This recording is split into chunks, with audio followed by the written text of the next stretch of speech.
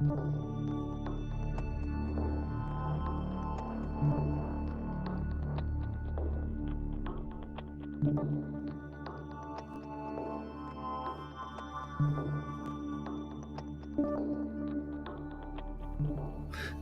right. We are live again. This is episode 2 of the Solid Report. We're going to be coming at you every single weekday this week, except for Friday. Friday, I'm going to be on the Wolf Trading podcast. But, man, we got a really big week coming up. I mean, first of all, over the weekend, we heard the news that IBM is going to be acquiring Confluent for an $11 billion acquisition. The stock is up like over 22% today, which is pretty insane. But IBM is on a crazy acquisition spree. They recently acquired HashiCorp, ticker symbol HCP, for a premium valuation, and now they're acquiring Confluent. Makes me wonder, like, what's going to be next?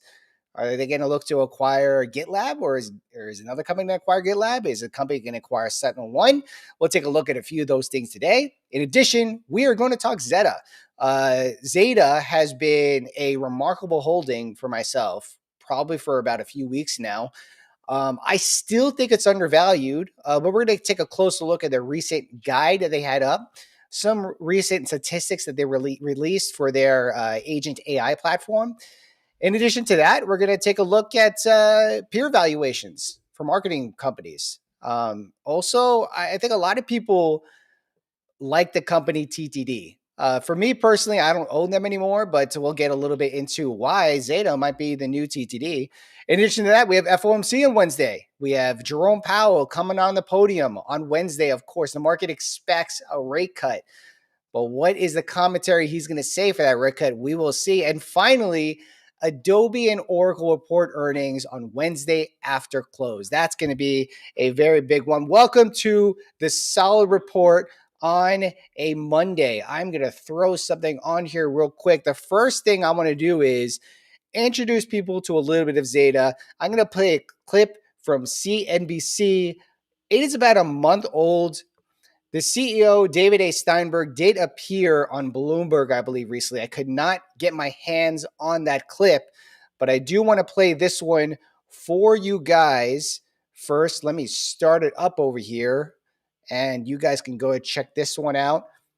Very cool CEO, done a lot of great interviews recently, but let's get this one started. Hold on. I want to make sure I'm sharing my sound. There we go. All right. Figure out how to incorporate AI. Your next guest says the ones that will succeed are those using AI as a business tool.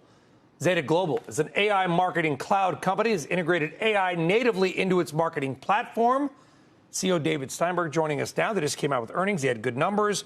You also did your biggest deal ever. David, good to see you again. Good to see you, Brian. All right, so you're actually in the mix. So tell us how AI impacts a business like Zeta Global. What do you use it for? Well, first, we started programming in artificial intelligence in 2017.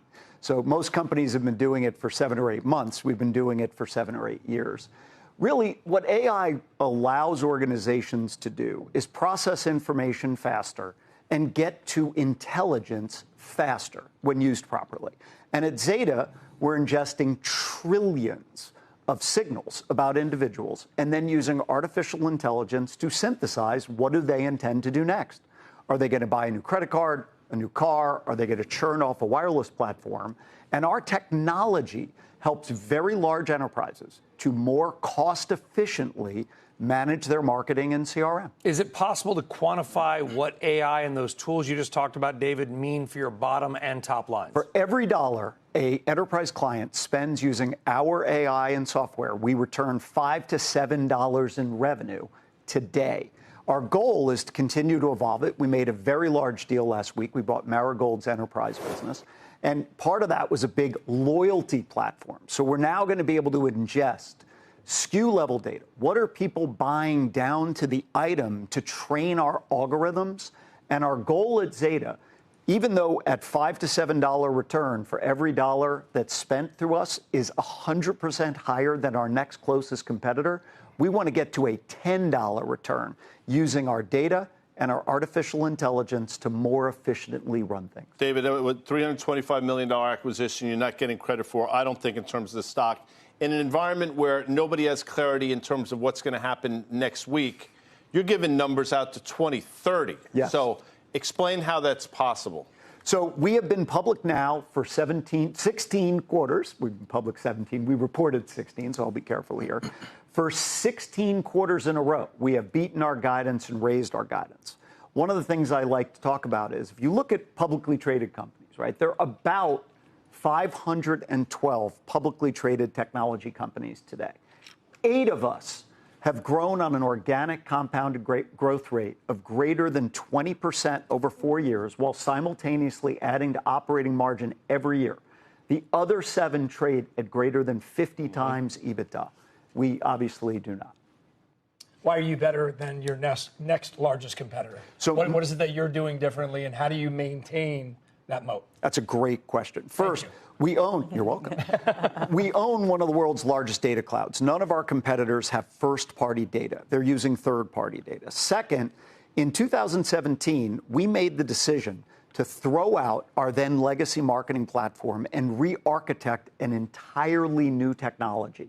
We launched it in 2021. It's called the Zeta Marketing Platform. Obviously, we've got great naming capabilities. And when you think about it, we were able to put artificial intelligence and data as core to the application layer of the platform. Why is that important? Our competitors have a marketing cloud. You step out of the marketing cloud to do a query.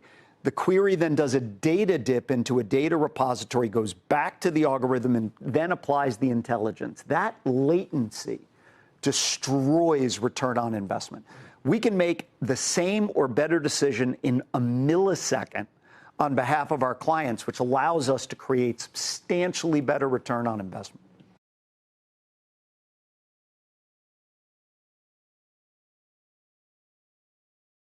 All right, so cool. I hope that gave you guys a little bit of a heads up, as well as what Zeta does in the market. Let's take a look at some fundamentals here, which is, of course, my favorite. And I'm going to bring this up.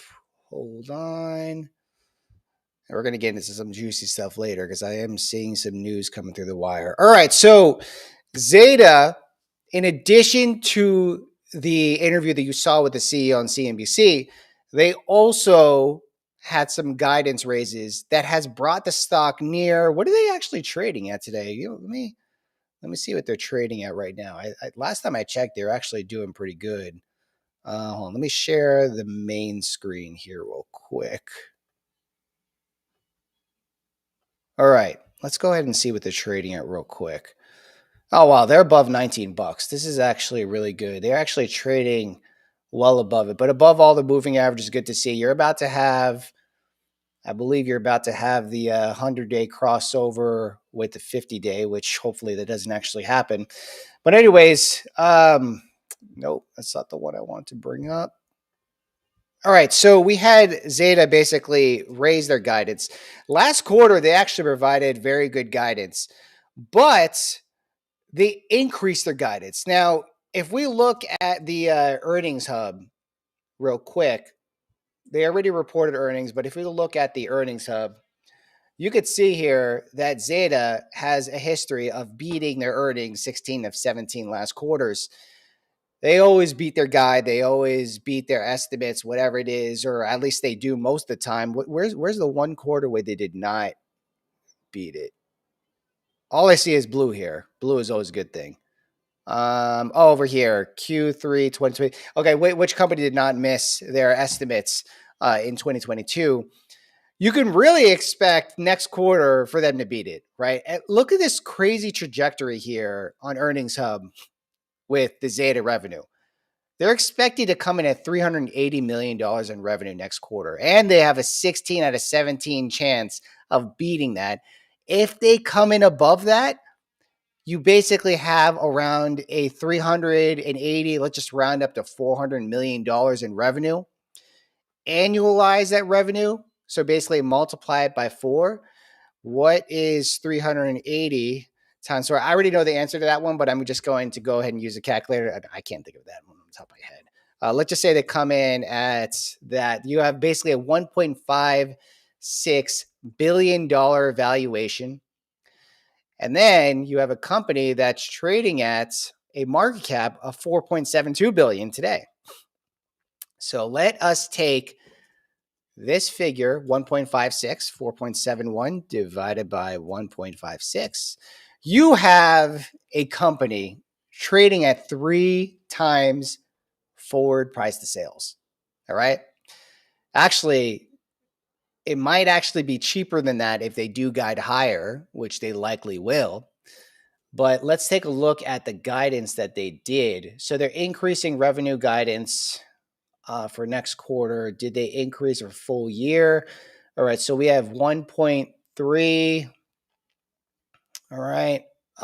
First quarter 2026. Okay. So they're actually going to pull back. Okay, here we go. This is what I want to see. So $1.73 billion. So 4.71 divided by 1.73. That means a company's trading at less than 3 times next year's price to sales. For a software company, that is very strong. That is a very attractive valuation for a software company. But let's keep in mind, though, that marketing companies are very volatile when it comes to spending for their clients. However, Zeta has a lot of enterprise shops as its customers, which means that a lot of that revenue is actually going to be a lot stickier than expected. Now, if we were dealing with like a smaller business here, or a company that was dealing with smaller businesses, you have Monday.com, you have Clavio or Clavio, however you pronounce that, as marketing companies. Let me actually pull up my chart here that I posted over the weekend. I'm actually trying to pull up. Is this my? Yeah. I'm actually trying to pull up this chart. All right, over here. So these are the closest comps that I could actually find for Zeta. We have CRM. Again, like Zeta has multiple verticals. They have CCT, they have CTV or connected TV, which they're trying to become a demand side platform or an actually integrated demand side platform. So that way their clients can actually buy advertising real estate on other platforms by just using Zeta directly. On top of that, they also have a lot of other products that they do offer clients. And one thing that the CEO did say in a recent interview from Wealth Mannix, shout out to Wealth Mannix. He had an amazing interview with the CEO recently. Also, shout out to Ronnie V. Shout out to Nate and Arya. But anyways, they have about clients using 3 or more of its products, and that's growing pretty rapidly. But the closest thing we can actually compare this marketing platform to other ones is probably Salesforce, Adobe, HubSpot, Braze, and Klaviyo. Like those are the ones I could really find here. The free cash flow margins for Adobe and Salesforce are obviously going to be very high. These are much more mature companies, right? You have Salesforce has been basically the one who started SaaS in general. And then you have Adobe, which everyone knows what Adobe is. And it's interesting, Adobe is actually reporting on Wednesday, and I'll get a little bit into that one later on. Free cash flow margins for CRM is at 32%. Adobe's at 41%. Now, these are, like I said, these are very mature companies. They're not going to grow at like 26%, 30% growth rates. They're going to grow much slower, but because they already shifted over that profitability to returning that back to shareholders through buybacks, through free cash flows and everything, the free cash margins are higher, but the growth rates are slower. So the reason why I posted this chart over here is because I wanted to kind of give people a visual representation of how this company is valued today versus where it might be in the future and across its peers. So if we think of a terminal free cash flow margin for Zeta in the next 3 years, that they're sitting at about 25% free cash flow margin, and they're still growing at about 20%, that would make that this rule of 40 score per se be a lot higher than what you're seeing for a lot of these other companies out here. So if they're at about a rule of 40 of 50 or higher in the next couple of years, I think that less than 3 times forward price to sales for this company alone is a really good deal. But on top of that, they have enterprise, right? So if you think of Adobe and Salesforce, they have a lot of enterprise clients. So then that revenue is not going to be as volatile as something like Klaviyo, who has a lot of smaller businesses, or maybe like HubSpot, who has a lot of smaller businesses as well. You're going to see that pullback in spending when we get that inevitable pullback in spending for marketing. In fact, like I had showed you guys on this slide over here from their recent guide up, the first year Q6, which is the quarter after the next one, is actually supposed to come in lower than the previous quarter. And this isn't really such a big problem. In fact, I would actually say that Wall Street is expecting this, so it already is priced into the stock. So you can't really be surprised to see that come in lower and be like, hey, they're decreasing revenue on a quarterly or quarter-over-quarter basis. It's more like Wall Street expects it. So you always got to think about the estimate. But I do think this provides an attractive opportunity, even in today's market where we're trading near all-time highs. So a little bit more on Zeta on a future podcast, but let's go ahead and move on to the next segment. We received news yesterday that IBM is going to be acquiring Confluent for an $11 billion valuation. I actually posted something over here. Yeah, so that puts IBM at about $31.50 per share. So actually, I wanted to pull up the chart real quick because I haven't actually checked what they're trading at today yet. All right, so we have, BMNR is making a little bit of a comeback. That's good to see, especially when the market's falling like that. Confluent. Oh, wow, it's actually trading near its buyout price. Wow, look at that. I mean, this company is basically getting acquired. So, and it looks like it's already going to happen. That's a 34%, 35% premium from its closing price at $23. The stock is up about $30 here. So now what is Confluent exactly? Well, Confluent is a data streaming platform that basically takes data from point A to point B and then applies whatever transformations and whatever scripts and whatever to that data. So that way it comes out with the process data at the other end, but it does it in real time. So there is data at rest, which sits in a database, and then there's data in flight, which is basically actively being sent from a destination point A to point B. But what Confluent does is that they're able to transform that data in flight. So that way you don't need to worry about the data changing in real time. Like if you do it in a database, you obviously don't want your data to be changing that quickly while you're processing it. And it's not really it's not really crucial for timing, right? So Netflix is actually one of the, or at the time, they were one of the clients for Confluent.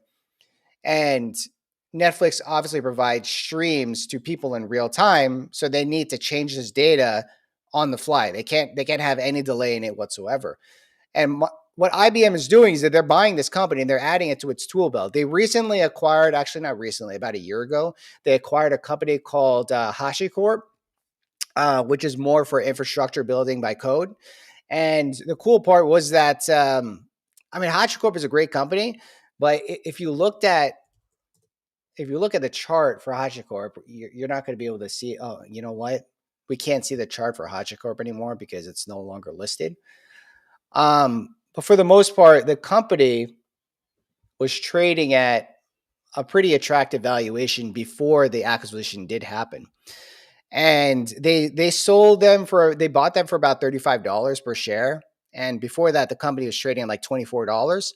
So, we're getting like that kind of respect in terms of the price, like the absolute price on the stock market. But IBM is definitely on an acquisition rampage, and probably for a good reason is because IBM, I wouldn't say is an archaic technology or a legacy company or any by any means, but if they want to re-ramp their revenue, let's actually go ahead and take a look at the fiscal AI for IBM. We're going to look at the growth rates over here.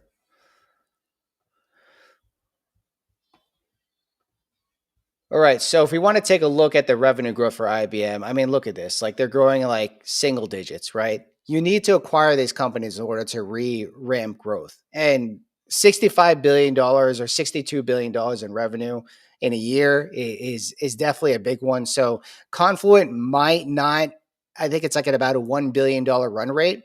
It might not ramp it up too much, but if you include the technology from HCP as well as Confluent, it might give it that boost that it actually does need, and it might bring more customers to its ecosystem, which is exactly what it needs if it wants to stay a large company. But, I think a company like this, you're no longer going to get the growth organically. You're going to get it inorganically through acquisitions of other companies.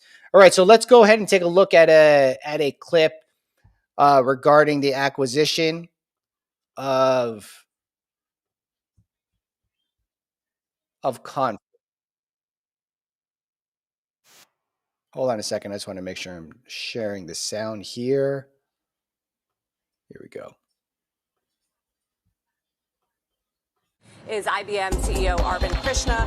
Arvind, good morning. It's great to have you. Your stock is up, which is a good sort of thumbs up by the market on this $11 billion deal. Talk about why Confluent and why now? Yeah. So first, good morning, Sarah. It's great to be here. And we are super excited about Confluent. Look, I think we'd all agree data, and especially real-time data, is incredibly important to how an enterprise functions. Nobody can live with a month-old data or even week-old data, and Confluent has the most capable technology to unlock the real-time value of data across all the myriad of applications, clouds, and other APIs that they all deal with. So that's kind of why Confluent and why now. And then next, as AI agents enter the enterprise and they need to get access to all that data, Confluent is going to give us a great way to open up the AI agents getting access to all the data, but in a controlled way. So where does this sit? Where's it going to sit within IBM? How do you think it's clearly part of your software business, which has been growing? Is it within Red Hat? How does it bolster what you've already got going there? It's actually going to sit within IBM software all in, not within Red Hat, but within the segment that we call data.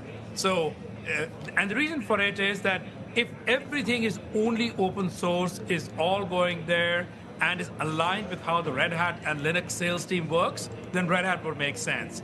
But we believe that we're going to get incredible go-to-market synergy through the IBM software sales team. And so this is going to sit within our data segment in software. And also the nature of the recurring revenue in the business is very, very attractive from a financial perspective. Yeah, I wanted to ask about that because the stock has been under pressure, Confluent that is, over the last year, really since, it peaked above $90 per share after going public in 2021. I know it's still growing double digits and has recurring revenues, but it was growing into the IPO like 50, 60%. So why are we seeing declining revenue in that business, and is that a concern? Not declining revenue. Look, as things get bigger, it's a lot easier to grow 50, 60% when you're at 200-300 million than when you're at $1 billion. They're at $1 billion and growing at about, call it round numbers, 20%. And that's a very attractive this thing. Now, I think that the synergy we bring in is really across both. It's synergy at IBM, but it's also synergy for Confluent. We can take our go-to-market and help them get into markets where it may have been very expensive for them to go on their own. So that is go-to-market synergy. But we can also open up more money for R&D and innovation by leveraging our G&A and our fixed cost structure, treasury, payroll, ERP, all those things. So we can kind of bring that as synergy so that Confluent can actually invest more and be even more innovative and really take advantage of this AI opportunity that's in front of us. I think much as we did with Red Hat OpenShift, I think we'll be able to increase the growth rate for Confluent going forward and also get it much more into many more enterprises than they might have been able to on their own. I cover your growing book of AI business every quarter. We talk through it. You've started to quantify it. So with Confluent now in the portfolio, how should investors think of IBM versus, some of the other AI stocks, the Oracles or the Microsofts? You guys are all going after enterprise customers, but doing different things. Right. So if I think about the Oracle, that's much more of an infrastructure or data center play. That's not what we are incredibly focused on. So I would sort of say that's different. It could be that where Confluent runs, maybe actually on top of Oracle, and also getting data access from Azure. So Microsoft has got a play both in models and also in the data center. We are much more on going to our enterprise clients and saying, we want to help you get value from AI. Your one application may be sitting in Azure, another one could be in ServiceNow, a third one could be in AWS, fourth, fifth, sixth could be still in their own data center. How do you unlock data from all this so a single AI agent can then act on this data as appropriate for the enterprise? That's kind of how we play. So I think of it really being complementary to all the others and actually adding value to them, not trying to take away from their market and their value. Okay, so they're definitely trying to go for the entire ecosystem. One thing that I forgot to mention earlier is that Red Hat is owned by IBM, and Red Hat is a very popular flavor of Linux for a lot of enterprise companies, especially companies that are building servers through open source models. So this just really adds more to the ecosystem. And as you can see here is that IBM isn't really going for what Oracle's going for in terms of an infrastructure play. They're going more for the software. And I think this is pretty important because at some point, all this infrastructure that's being built out will not necessarily cap out, but the runway after this first wave of AI, which is mostly infrastructure, data center, and picks and shovels, is going to be the software segment. And I think that a lot of people need to really pay attention to this. You have a lot of software companies trading at pretty attractive valuations, and some of them even becoming acquisition targets. If I take a look at the chart over here again,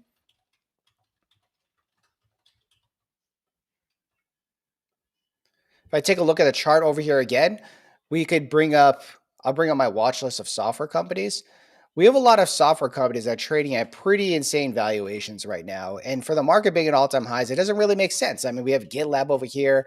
It's basically down. It's sub $7 billion market cap. I've been pretty bullish in this one for a while, but like the market just does not like this stock. It's trading below all the moving averages, so it's very hard for me to long a stock that's trading below all of its moving averages. And just the other week, Rubrik was at a pretty attractive valuation, and this is something that actually stopped adding to after it broke its 200-day moving average. Look, we're trading at today. We're above like these software stocks can really like bounce from like really ridiculous valuations and then come back into fair value or even overvalued territory. And I wouldn't say Rubrik is overvalued, but it's definitely not as cheap as it was trading at before their earnings last week. And those earnings were phenomenal. Right. And we still have like a lot of runway to go with this company, even from its early stages as a publicly traded company. But you can see what's happening here, not just with IBM, but with other companies as well. They're acquiring these smaller players. Like you've had Palo Alto basically acquire CyberArk, which is more of the identity security management for cybersecurity. And there's other companies that are being acquired as well. But look, in the software landscape, it's all going to come back at some point. You're going to get a lot of money really flow into a lot of the software companies. But if we let's look at the SMH ETF, right? We're trading at near all-time highs. The SMH ETF basically comprises of NVIDIA, Broadcom, TSM, and all those basically picks and shovels data center plays. But if you look at the software ETF, IGV, actually, this chart doesn't look that bad right now. Hitting a little bit of resistance over here at the 100-day and the 50-day. It's still above the 200-day, which is still bullish. But this isn't trading near its all-time highs. What is this about? It's like 10% away from its all-time highs, and the market's at all-time highs. Like the market's not really seeing something here. Let's look at a few other software companies as well. We have Monday.com basically trading near 52-week lows. Cloudflare, of course, is always an expensive stock, but it's very far away from its, not very far away, it's far away from its all-time highs. DigitalOcean is something that I've been eyeing for a while. I did trade this earlier, but this is obviously respecting the 20-day moving average in the chart. This isn't necessarily a software play. This is more of like, this is kind of software, but not like the software that you really think of where it's like SaaS or anything. This is basically like kind of a mini AWS, but for more smaller businesses. But you're seeing obviously a run up in here. Datadog isn't trading near its all-time highs. Salesforce isn't trading anywhere near its all-time. Actually, that's pretty attractive right there. It's above, but these moving averages look pretty terrible. MongoDB still has some ways to go for its all-time highs. However, it has bounced pretty considerably. Workday the chart looks terrible, but it still is a very strong mode company. I don't think I wouldn't say strong mode, but like there's a lot of enterprise users that are clients for Workday, and it is going to be sticking around for some time in terms of human resource and capital management. Snowflake this chart isn't looking so good either, but you could really see the sentiment with software versus hardware or data center. There's a very big dispersion in these two. In fact, SOX is up on the day and IGV is down on the day. Like, is software going to make a comeback, or is software going to be consumed by AI? Wow, I just realized I was not sharing my screen there. Anyways, I was just showing some charts over there on some software stuff. But at the end of the day, I do think software is going to come back. The only thing is that it's very hard to make that argument when we're trading here at all-time highs. But will that software be the next leg up in the market? IBM seems to think so by buying Confluent. So we'll go ahead and take a look at that from a future perspective. So we have on Wednesday, of course, we have FOMC coming. All right. Actually, I want to share the sound just in case I have to. No. Can I share the sound? I can share the sound. All right. So we have FOMC coming up into this weekend. The market's a little bit weak today. Not really as strong as it had been for the last couple of weeks. In fact, that's not even such a great looking candle anyway, but we'll see. I do think that I did come in today, or I have a short-term trading book, short to medium trading book, and then I also have my long-term portfolio. Long-term portfolio is just, it does what it does. I add to it, trim a little bit here and there. But my short-term trading book, I took a lot of stuff off the table last week, only because it's like we've bounced so strongly coming into FOMC. On top of that, there's a lot of expectations as far as how stocks or how far a company going to perform. And then coming months toward the end of Santa Claus rally. I feel like we kind of already had that Santa Claus rally or a mini Santa Claus rally bouncing off the 100-day moving average in SPY. And we're seeing a little bit of weakness today. I wouldn't say broad weakness across the board, but definitely the mega caps over here on the right side in the watch list aren't doing so good. Netflix, I mean, is Netflix a buy? It's under $100. That would mean that in a 10-to-1 split, oh, this chart looks disgusting. Netflix has just been obscenely weak. And the market already did not like the Warner Brothers acquisition that it had. And then you had Paramount come back and then do another bid to take over Warner Brothers. So that only means that if Netflix really wants Warner Brothers, they need to offer more money, which traders and investors do not like. The stock is down 4% today. You have Google pulling back closer to 300s. I would say this is still a healthy looking chart. Well, not healthy, but I'd say that this is still a bullish chart here. Amazon has been obscenely weak, especially from the last earnings. They bounced off the 20-day moving average to come back over here. But like, you could see that mega caps are really the reason why the market's down today, right? When you have mega caps down today, it's going to weigh down the indices. It's going to weigh down the Qs. It's going to weigh down in SPY and so on. IWM is actually green today. And let's actually see. I could probably guess one reason why it's green today is because the KRE is green today. How are financials doing? Financials are okay, but it's really made up of a lot of biotech. Biotech is up today. KRE is up today. What is that? Like 50% of the entire index for IWM. So that's in a little bit of positive momentum. Crypto is actually doing pretty good today. Right? Ethereum is actually doing really good today. BMNR is above $35. I thought that thing was going to go lower. Cares Day Capital is dancing on their shorts right now, which I don't like those guys. You guys got to cover your shorts so we can go back up there. But we'll see what's going to happen. Anything NVIDIA selling after pop expert. Yeah, that's a thing that kind of confused me a little bit with NVIDIA.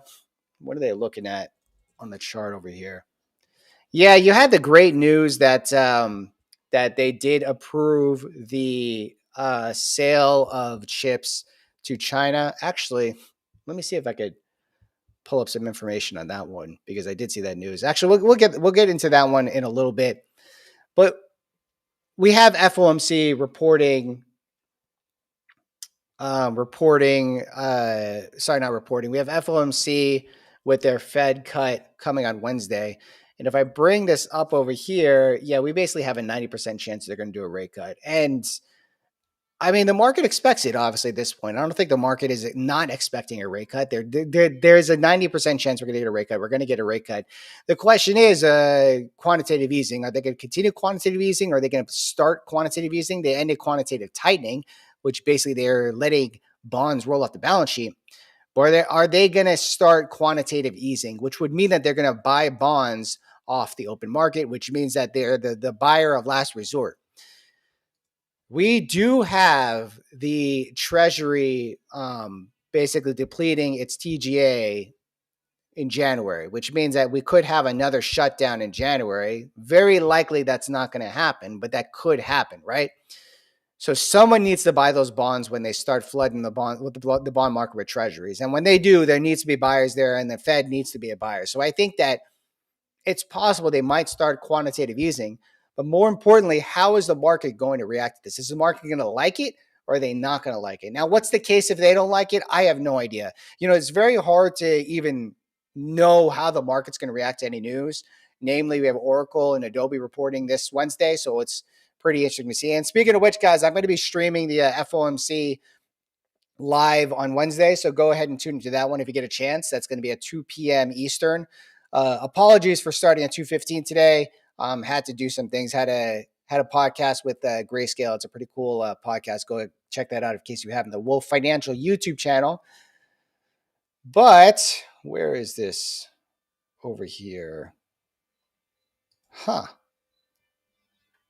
I'm wondering where my links went. Anyways, yeah, it's really tough to say exactly how the market's going to react. I think what you're seeing right now in the markets is that choppy, maybe a little bit of give back from last week. What are we looking at in terms of SPY over here? I mean, we're kind of trading at where we were trading at last Monday, right? If you look on the weekly chart, yeah, I mean, we're still choppy. I think it's going to continue to be a little bit choppy for the next couple of days until that FOMC meeting does come up.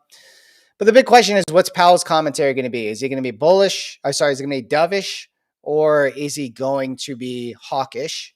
Which means that is he going to tell the market what it wants to hear, what it doesn't want to hear? And that usually does say the direction of where the Fed is going to go after. Actually, there is an FOMC cheat sheet that I did want to bring up because there's more than a few Fed speakers on here that aren't necessarily as dovish as a lot of other Fed speakers. But if you look on the overall Fed chart over here, you have that Powell basically is not outlandishly dovish, but he's pretty dovish, right? And then you have the poly markets, which has, hold on, who will Trump nominate as FOMC chair, which has the market basically saying that it's going to be Kevin Hassett. And Kevin Hassett actually was a trade representative. So he definitely, I think that Trump would not nominate him unless he was a dove, right?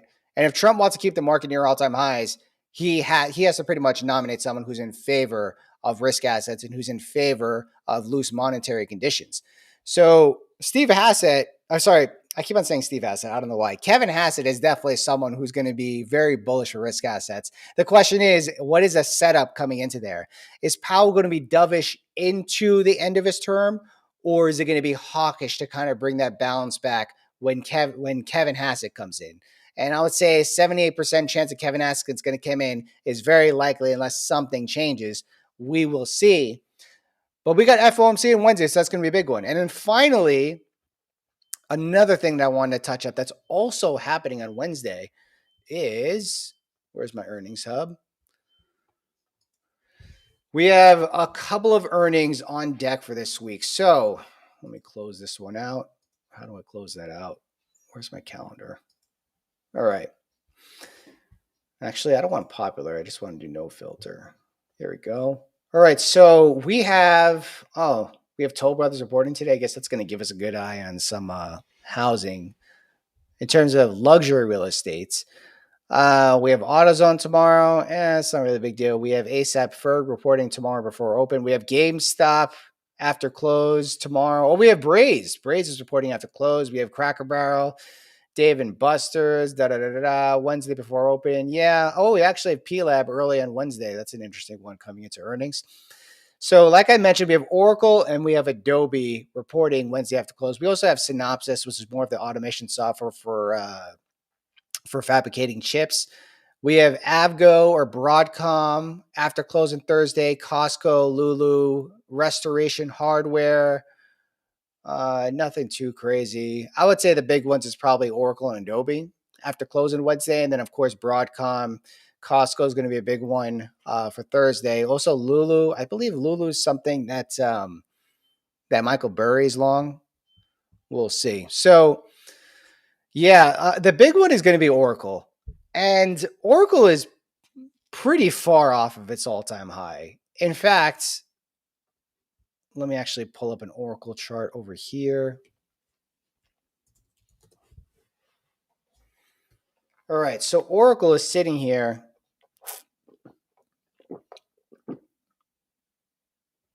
Sitting here 36% away from its all-time high. And intraday all-time high. Is that the intraday all-time high, or is that because this is a weekly chart? I guess technically speaking, it's all-time closing high. It's sitting at about 33%, which, I mean, you go from Larry Ellison being one of the richest men in the world to no longer being the richest man in the world or one of the richest men in the world. But I would still argue that Larry Ellison really has nothing to worry about. I mean, Oracle's not really going anywhere, but it already took its massive 50% haircut after reporting those earnings where their backlog was an insane number. In fact, let me pull up the Oracle on Fiscal AI segments, quarterly. Man, I love this platform. All right, so backlog, remaining performance obligations, backlog, cool. Yeah, so we had a $455 billion backlog. The market was excited about that, but when those CDS credit spreads for Oracle or the debt for Oracle got very, the yields went very high, that meant that a lot of people didn't really want to buy the debt. And that's really one of the main reasons. It's basically the market's way of saying, we don't believe you. We don't believe you in your $455 billion backlog. If they come in and this backlog is below 400 billion, I think the stock's going down. And one, you have two things. Actually, this might be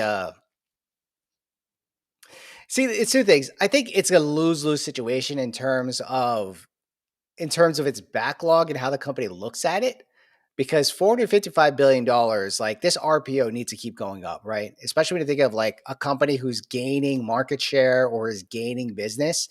If this backlog drops below 455 billion, that is not going to paint a good picture. This needs to go up. And then now it's the other side is it's a double-edged sword, because if this backlog does go up beyond 455 billion, then the market's going to call BS on it. So it's like, how do you really win in this situation? But I think the issue was that, where is this money coming from? Is it coming from OpenAI? Because it's coming from AI, the market's not very favorable on OpenAI. So they're going to have some explaining to do on that earnings call. That's for sure. Larry Ellison's going to have some explaining to do on that earnings call. And I'm pretty sure those analysts are going to hit them.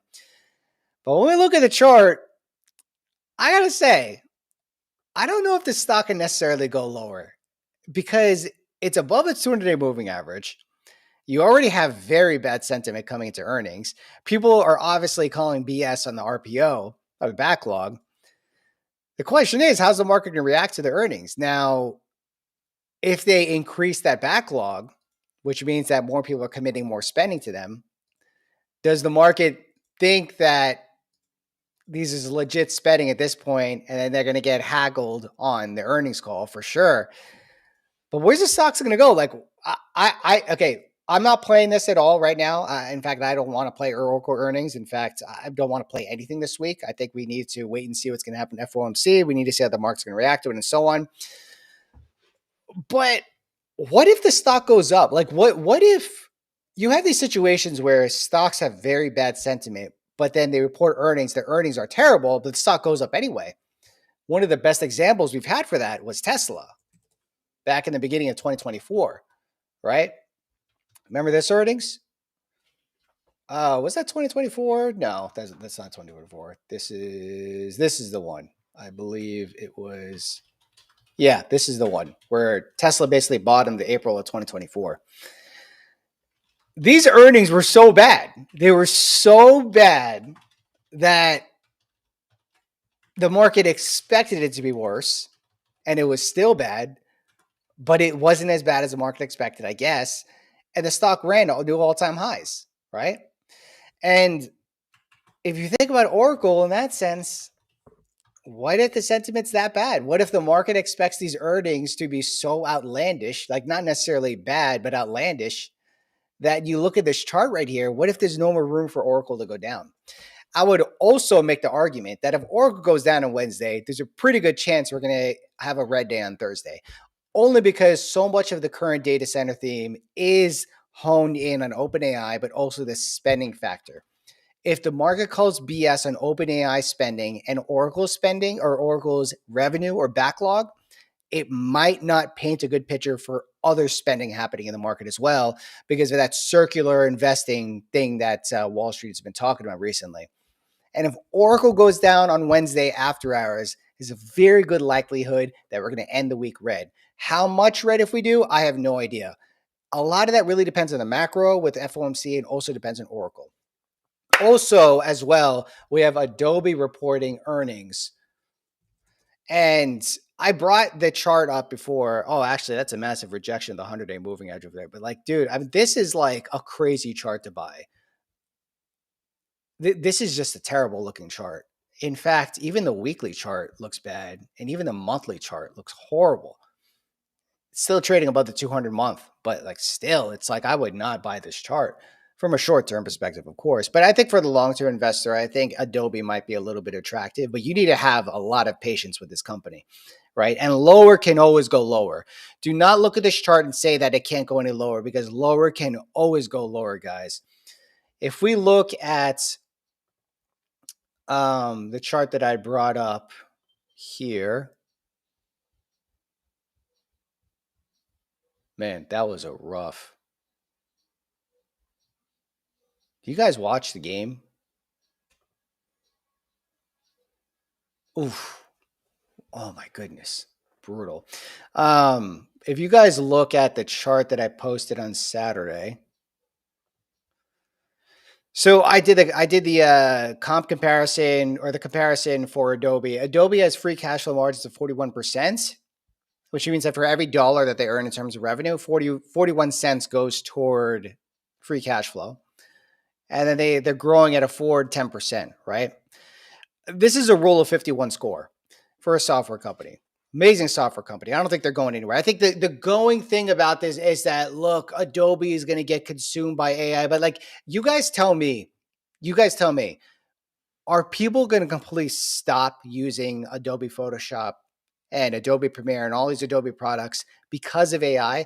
I think that it might take away from its market share, but I think that a lot of people are still using it. And also remember that Adobe has a lot of recurring revenue. Now, Adobe at all-time highs was pretty crazy, right? 2021 was when it's had its all-time high, and then it was actually trading recently at near its all-time highs in 2024, and just been on a massive downtrend since. That was in a little bit ridiculous valuation. But today, you have a $142 billion company. That is, what is their revenue? So on a quarterly basis, actually, let's look at their last 12 months over here. The company earns about 17 billion. Oh, no, that's just one of their segments. Okay, the company earns about $23 billion in revenue. So we have $162 billion, and then they have about 23 billion. So the price to sales is 7 times, which, it's not too demanding, especially when you think of the market we have today, but its price to earnings is actually pretty attractive. So if we look at, actually, no, I want to go to its ratios. If we look at its price to earnings, trading at 20 times price to earnings, okay? 20 times price to earnings. And that's not even forward earnings. Let's look at the forward earnings.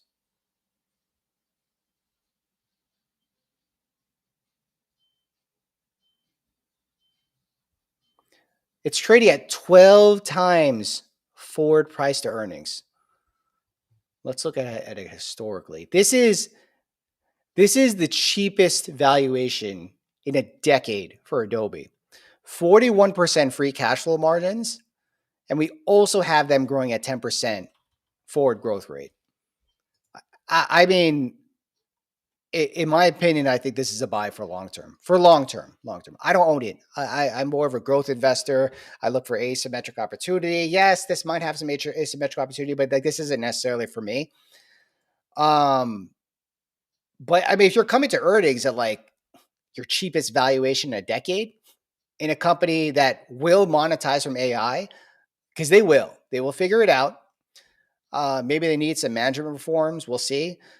But I don't know. I would find it very difficult to short the stock into earnings. I mean, if they just come in line or at least raise guidance, which they probably will, like, dude, you're probably looking at maybe a 10% move on earnings after that. Like, I just feel like as long as the market stays bullish, of course, but even then, like, I don't know. It just, this valuation doesn't make sense to me. This is like Zeta, but Zeta has been seeing quite a bidding, but this valuation actually does not make sense to me in that scale. Let's look at their ARR. Let's see what we can come up with there in terms of their numbers. Yeah, I don't know like too much about this business, but I can tell you from a valuation perspective that it is not expensive at all. Publishing and advertising. Okay, so they make their money from subscription revenue. And subscription revenue has decelerated quite a bit. Let's actually look at this on a quarterly basis. Oh, I want to take that out. Okay, so this is probably what you want to see continue to grow. Yeah, they're accelerating their digital subscription revenue. It's at 12% now. If they beat 12, if they reaccelerate past 12% on a quarterly basis, this is going to be a 5 to 10% after hours on Wednesday. That'll be interesting to take a look at. I'm not going to be doing the Adobe earnings on Wednesday. I will be doing FOMC, but I'll provide some commentary on Twitter. But in the meantime, guys, go ahead and follow. I'm wondering where all of my stuff are here. So I'm going to type up the Wolf YouTube channel over here. Let me just share this for you guys. Go ahead and follow Wolf on YouTube there. I actually released some shorts on there, so you can go and take a look. There's also a lot of other content on there that you guys want to check out. Like I said, I just did a interview with head of research at Grayscale, Zach Pandel, and it was actually pretty good. He provided a lot of insights in terms of the macro, in terms of the crypto landscape and everything. I mean, Bitcoin is not nearly at the 126K level that it was at back the other month. But I mean, still, like, Bitcoin is it's about 30% from its all-time highs. I don't know. The market is like kind of odd right now, to be honest. I mean, you have Bitcoin basically trading near, I wouldn't say 52-week lows. Is it near 52-week lows? No, not necessarily. Yeah, actually, it's near 52-week lows over here. Or at least, no, it's not near it. But, I mean, we were just 126K like a couple months ago. For me, I'm adding this to my HODL portfolio, which is basically just buy and hold for crypto. It's not like a big portfolio or anything, but like I always like to add small amounts here and there. But I mean, we're here above the 20-day moving average. I think we need to get above the 200-day moving average to be bullish again, which is all the way 110K. Ethereum looks a lot better than Bitcoin for sure. But chart's a little bit worrisome. I don't know. What is that? A bear flag happening there? I don't know. We'll see, guys. We'll see what happens with the crypto. Let's go ahead and take a look at the chat. That's right. I forgot to talk about the NVIDIA thingy. So let's see where NVIDIA is trading at right now. Yeah, it's up about 1%. We had the news that, hold on. I brought it up over here. I think Evan posted about it.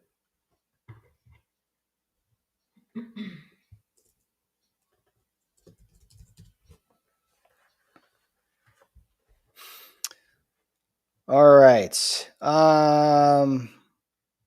Okay, here we go. So the U.S. is going to allow NVIDIA H200 chips exports to China. So keep in mind, they previously allowed the H20 chips, and now they're going to allow the H200 chips, which means they're going to send a more powerful chip there.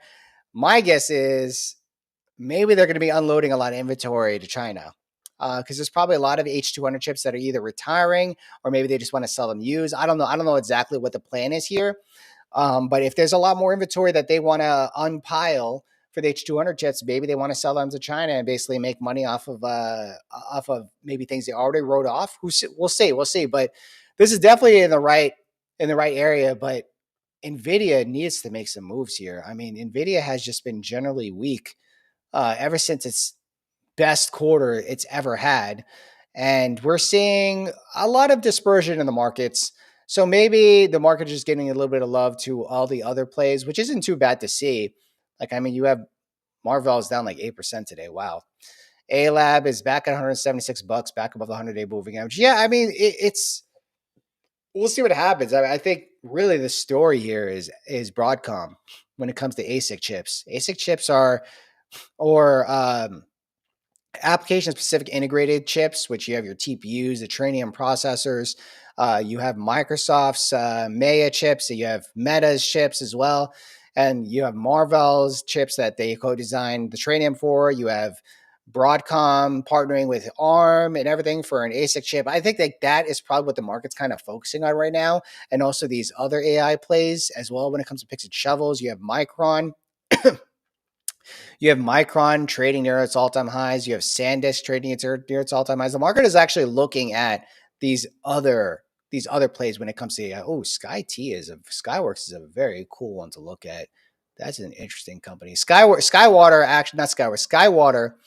actually they're more of a consulting company. They help companies build their fabrication process for chips, and they're more US based. So they're more of that onshoring theme. So they're definitely going to see a lot of positivity and growth and a lot of favoring when it comes to onshoring chip production. I'd imagine they'd had some pretty good news recently that brings them up 5% today and basically up pretty healthy amount from its lows last April. But yeah, we can get a lot more into that later on, guys.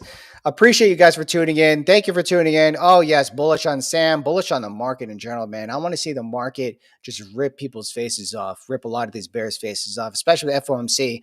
If we continue seeing this broad-based, not really broad, but like this like kind of weak market into FOMC, they might actually have a pretty good setup into it. What I'm thinking is that we're going to pull back here into the 20-day moving average on SPY, which is about 1 to 2% lower from here, and then bounce off of that. If we come back there into FOMC, that's going to be so bullish for the markets. So bullish for the markets. But we'll see, guys. We'll see. That about does it for today's show. I'm going to be on again tomorrow at 2 p.m., 2:15-ish. To report more in the markets. I'm sure we're going to have lots of news between now and tomorrow to report on. I actually did a vote. I did a vote to see if you guys wanted me to talk about some football stuff on the podcast lately. And I don't think the vote really wanted to hear anything about football. So let's see. Let me actually pull it up here real quick. Yeah, I don't think the market really wanted to hear about it. So that's fine. That's fine. We don't need to really go over that one. But crazy game this weekend. Hope you guys enjoyed it. Hope you guys enjoyed the podcast. Catch you all on the next one. Go ahead and subscribe to the Wolf YouTube channel where you will see all the shorts and all the recordings available to you on demand and a lot of other great content.